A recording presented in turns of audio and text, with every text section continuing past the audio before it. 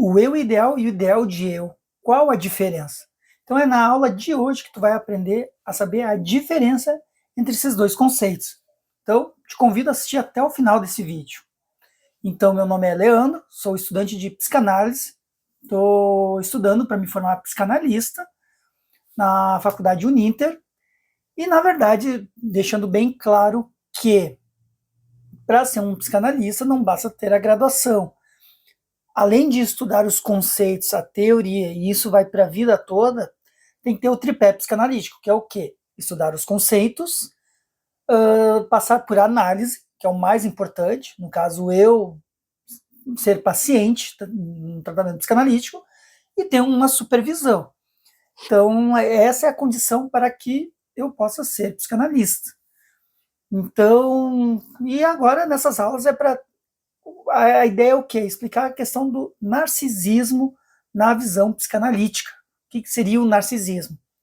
E nas aulas passadas, na primeira aula, que foi dividindo em duas, a gente viu a questão da construção do termo narcisismo, do mito de Narciso, né, alguns conceitos de narcisismo primário, narcisismo secundário, qual é a diferença entre os dois. Então, hoje é a questão do eu ideal, o ideal do eu, certo? Então, para exemplificar, as aulas na faculdade é dividida em 5 temas e mais uma questão prática. Então, já foi vista a aula 1, essa aí é a aula 2. Então, vamos lá para o tema 1, explicando os conceitos. Vamos adentrar esse mundo do que seria eu ideal, o ideal do eu. E aonde entra o narcisismo nessa questão. E lembrando, também vimos a questão do que seria a questão, o narcisismo como defesa e como patologia, qual é a diferença de um para o outro. Tá? Então vamos lá. Na psicanálise, os conceitos de eu ideal e ideal do eu têm significados distintos, mas estão interrelacionados. Antes de desenvolvermos qualquer análise, utilizando-os, devemos distingui-los, e é isso que faremos agora. Então a ideia é saber a diferença de um para o outro, na questão do ideal, do eu ideal e do ideal do eu. Né? Então vamos lá. Partindo da teoria freudiana, como não, mas lembrando que não foi Freud que trouxe a questão do narcisismo, isso vem lá da psiquiatria antes de Freud, podemos relacionar o eu ideal ao estado inicial do narcisismo primário. Nessa fase nos vemos como completos, perfeitos, e essa imagem nos faz sentir onipotentes, uma vez que o eu não tem falhas ou imperfeições. Aqui nós podemos tudo. Seria, portanto, uma representação psíquica de como nos vemos no auge de nossa perfeição narcisista. Porque lembrando, o narcisismo primário é aquele período do nascimento até os 4, 5 meses que o bebê ele se sente onipotente, tudo gira em torno dele. Quando sente um desconforto que é a fome, ele sabe que vai ser atendido. Quando ele sente uma vontade de alguma coisa, ele sabe que vai ter alguém atendendo ele. Então o bebê seria o vosso rei, sua majestade. Então aí o que o Freud determinou do narcisismo primário, que é natural.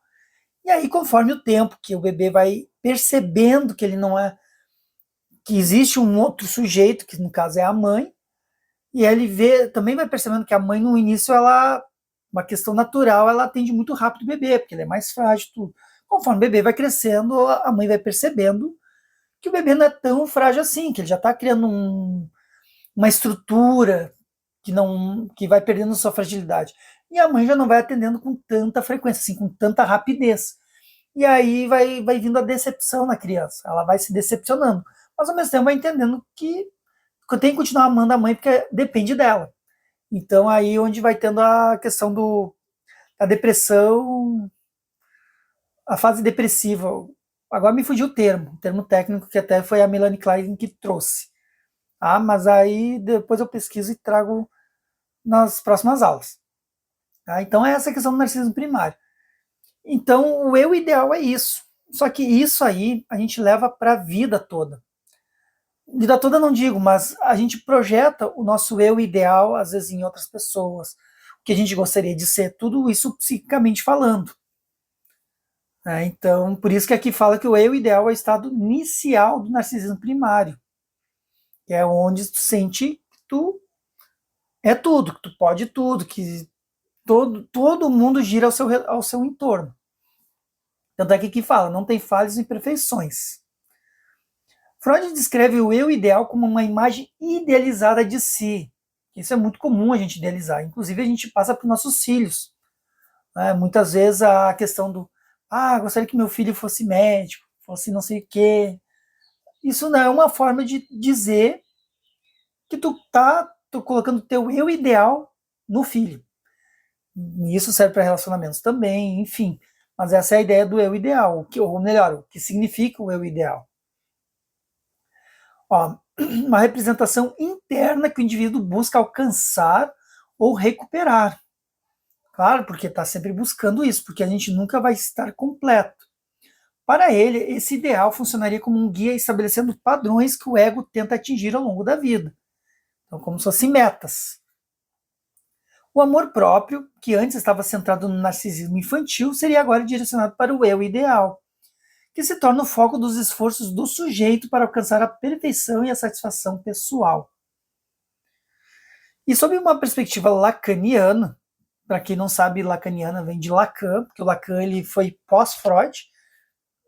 Inclusive, para quem não sabe, o Freud, quando trouxe a teoria psicanalítica, tudo, com o tempo, e que foi se perdendo. Os próximos autores, inclusive a sua filha, Ana Freud, foi indo para um outro caminho, deixando o inconsciente de lado, até que surgiu Lacan e trouxe Freud de volta, que nem tem um retorno a Freud.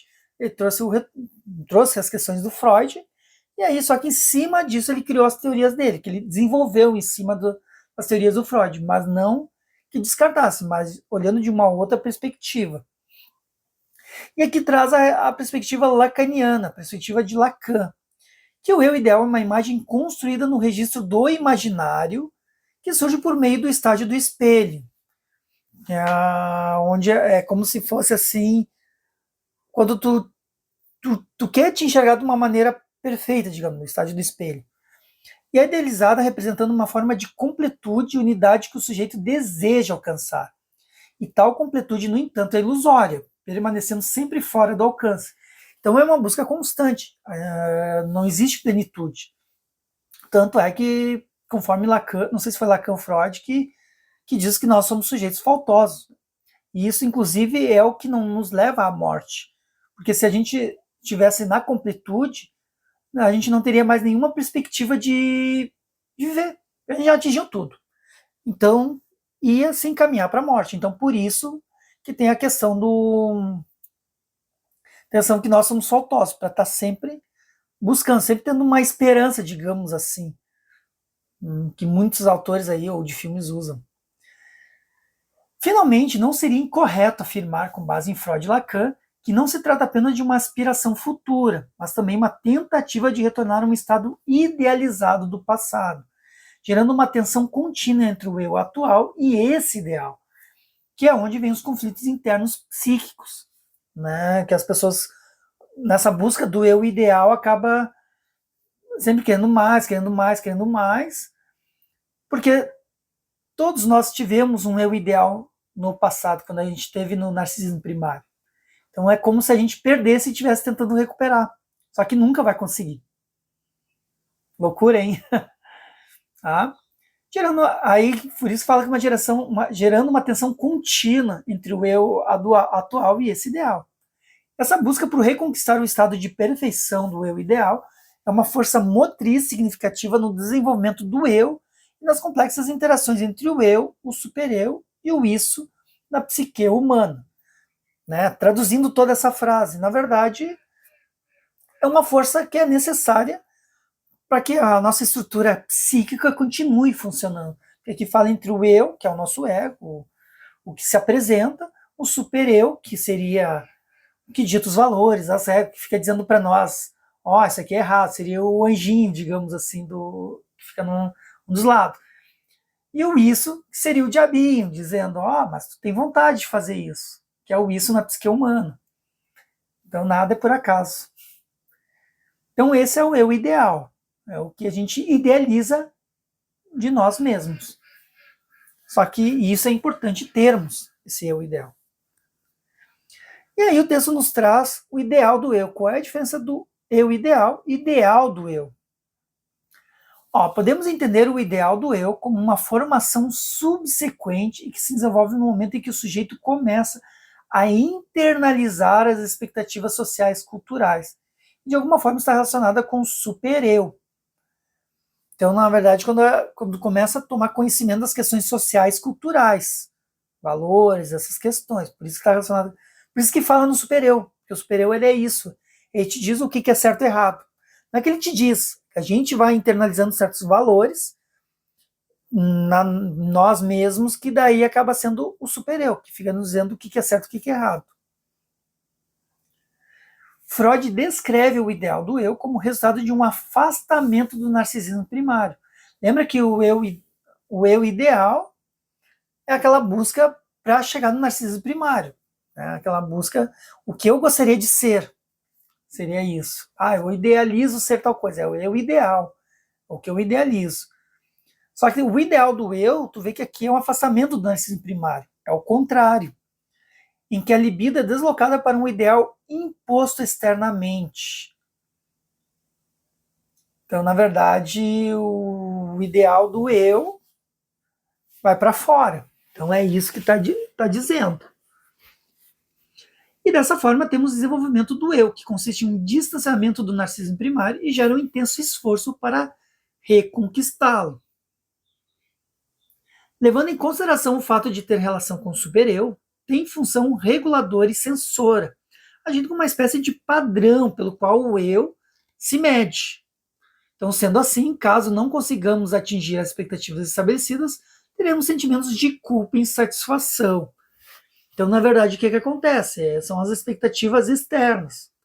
Pelo que eu estou entendendo aqui, porque lembrando, isso aqui são meus estudos, eu não li esse texto, estou lendo agora, neste momento, gravando o vídeo para ti. Mas o que eu estou entendendo neste caso? Que é o que a gente idealiza, o que vem de fora. Posso estar enganado, vamos ver o que vai trazer o texto, mas acredito que seria, por exemplo, eu gostaria de. Acho que seria legal se eu fosse médico, por exemplo. Aí é uma coisa imposta. Porque ser médico é um status, ou ser um presidente, ou ser um cantor famoso. Acredito que é algo nesse nível, assim, uma coisa que vem de fora. E aí é onde vem aqui, ó. E sendo assim, caso não consigamos atingir as expectativas estabelecidas, teremos sentimentos de culpa e insatisfação. No caso, vem a frustração. Claro, porque o que é o super-eu? A gente fica dizendo que é certo e errado. É o que, digamos, que te bate também, é o que te condena, te diz, te avisei que tu não deveria fazer isso, não deveria ter feito isso, bababá, tá meio que te chicoteando. Então seria esse o super-eu. Lacan, por sua vez, afirma que, diferentemente do eu ideal, que está no imaginário, então isso é uma coisa que está dentro da nossa cabeça, mas só fica na nossa cabeça, o ideal do eu está relacionado com o registro do simbólico, e o concebe como uma formação do super-eu que incorpora normas, valores e expectativas do outro. Sendo assim, atua como uma instância reguladora que influencia o comportamento e os julgamentos morais do sujeito, muitas vezes gerando uma constante sensação de inadequação ou culpa por não conseguir atingir os padrões impostos, que é o ideal do eu. Ao fazer uma análise comparativa, percebemos que o eu ideal representa um estado de perfeição passada. Lembra que busca o narcisismo primário. Enquanto o ideal do eu é uma projeção que guia o comportamento do indivíduo. Então seria uma questão de futuro. O eu ideal do passado e o ideal do eu do futuro. Aportando uma tensão entre o desejo de unidade e perfeição, que é o eu ideal, e as exigências e expectativas impostas pelo outro. E aqui, quando fala o outro, que coloca em letra maiúscula o outro, só para te entender o conceito que está por trás disso, que isso é um conceito do Lacan, que é o grande outro. Por exemplo, a questão o que é certo, o que é errado. Quem é que te diz que, vamos supor, uma coisa, roubar. Quem é que te falou que é errado roubar? Em tese, os teus pais, os teus cuidadores, em tese, na escola. Mas aí todo esse pessoal, escola, pais, cuidadores, Quem ensinou para eles? Ah, foram meus avós. Ah, e quem ensinou os avós? De algum lugar veio.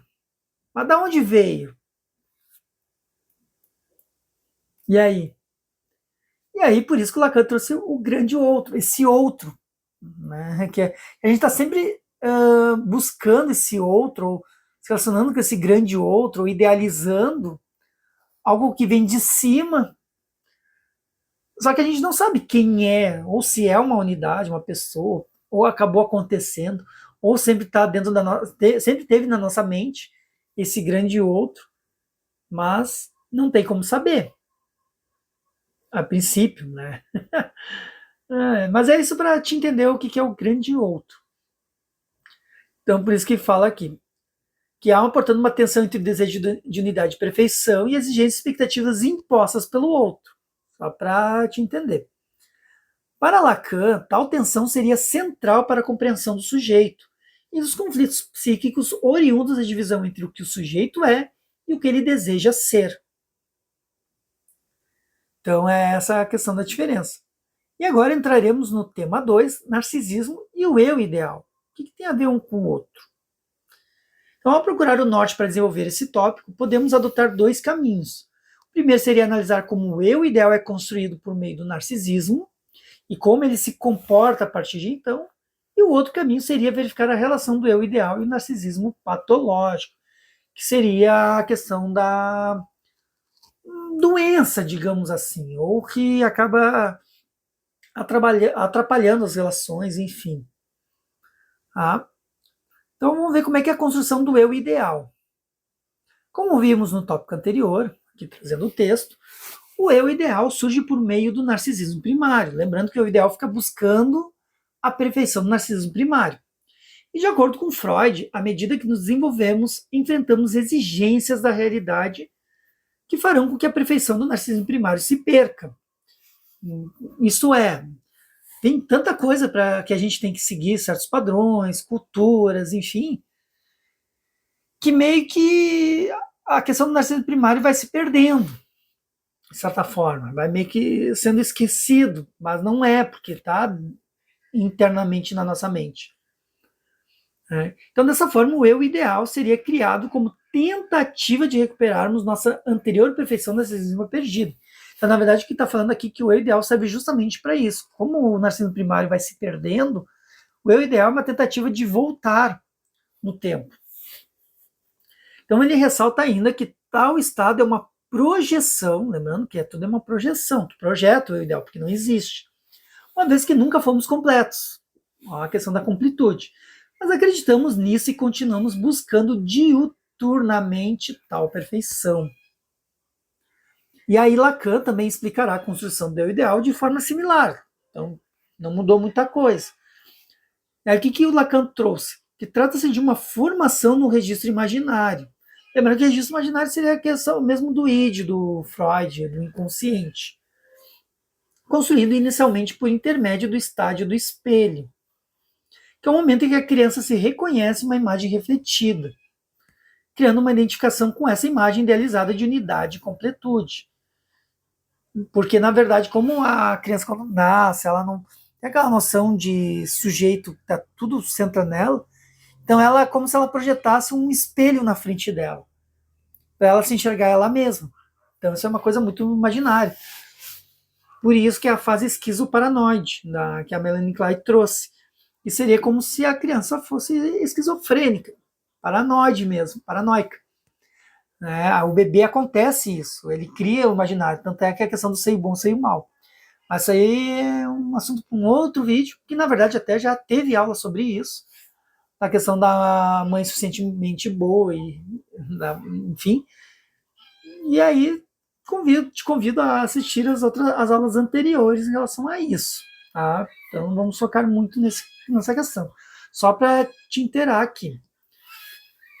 Tal imagem que a criança se vê como um eu ideal representa a tentativa do sujeito de se ver como um todo coeso, algo que ele não experimenta diretamente em sua vivência corporal fragmentada antes desse momento. seria uma unidade ideal que carrega, contudo, a marca da alienação, uma vez que o sujeito nunca poderá ser realmente a imagem que vê. Então, ele acaba imaginando, seria um caminho ideal, digamos assim. Uma vez construído o eu ideal, ou uma vez construído, o eu ideal funcionará como uma meta objetiva a ser alcançado, aquela questão da gente idealizar o nosso eu perfeito, servindo de padrão de perfeição para todos nós. Assim, ele exercerá uma influência significativa sobre nosso comportamento e nossas aspirações de formar a moldar as ações e o senso de amor próprio. Então, por isso que eu falo que todos nós temos um pouco de narcisismo, porque a gente tem a questão do amor próprio, a gente tem que ter a questão de pensar em nós mesmos, mas é diferente de patologia narcísica, que daí é uma outra questão, que é onde é o exagero, que acaba atrapalhando as relações interpessoais, por exemplo. Ao mesmo tempo, contudo, gerará tensões internas importantes. Claro, existe um conflito entre querer e não conseguir, uma vez que nos confrontamos constantemente com a disparidade entre o nosso real e a imagem idealizada. E aí vem a questão do narcisismo patológico e o eu ideal. Agora, onde entra a patologia.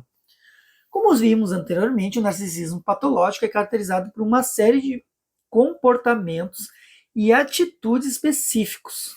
Então, é uma coisa mais específica, como já foi relatada na última aula, na aula anterior. E aqui, ó, Barlow, Duran e Hoffman afirmam que as principais seriam grandiosidade, aquela coisa que tu é o maior de todos, necessidade de admiração, falta de empatia, exploração dos outros, inveja e arrogância, onde entra o narcisismo patológico. E podemos considerar o eu ideal um fator central na patologia narcísica. Olha só. Vamos ver o que o texto nos traz. Diz que se torna uma meta tirânica que o sujeito tenta desesperadamente alcançar, resultando em uma alienação profunda. Tipo, ele uma busca pelo eu ideal, mas a todo custo.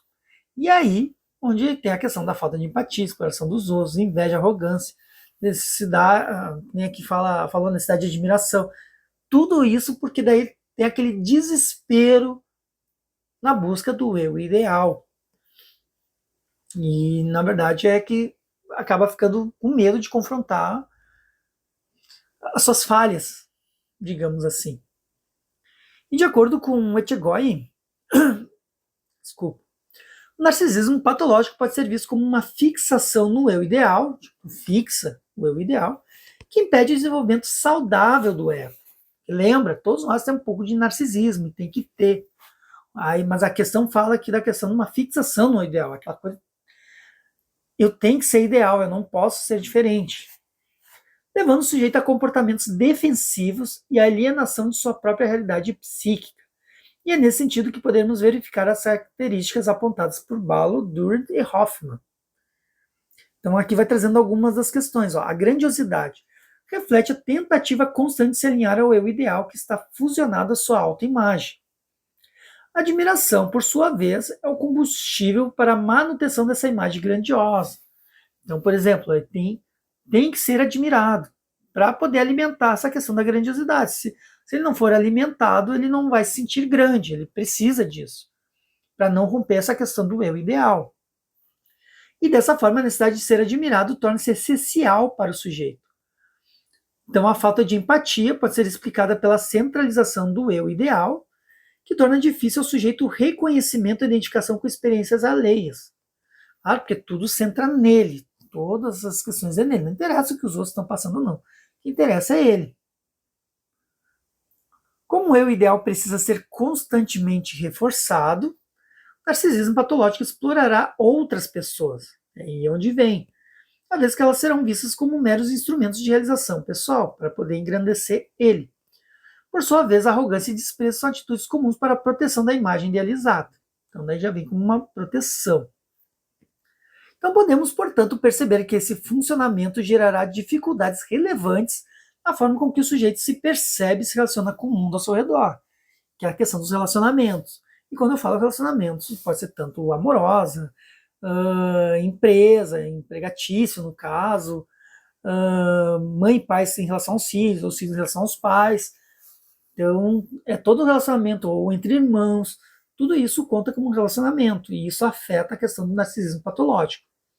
Ao mesmo tempo em que tem um sentimento de grandiosidade, também poderá apresentar uma autoestima extremamente frágil e dependente de validação do outro.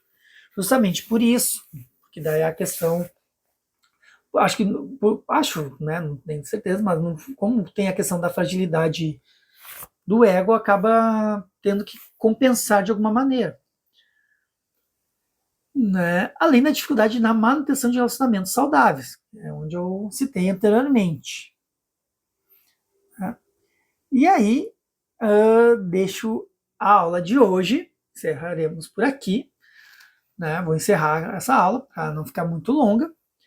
E aí, na próxima aula, continuaremos com a mídia e o ideal do eu, onde é que entra a questão da mídia. Certo? Então, agradeço por ter estado até aqui nessa finaleira e te vejo no próximo vídeo. Então, até mais.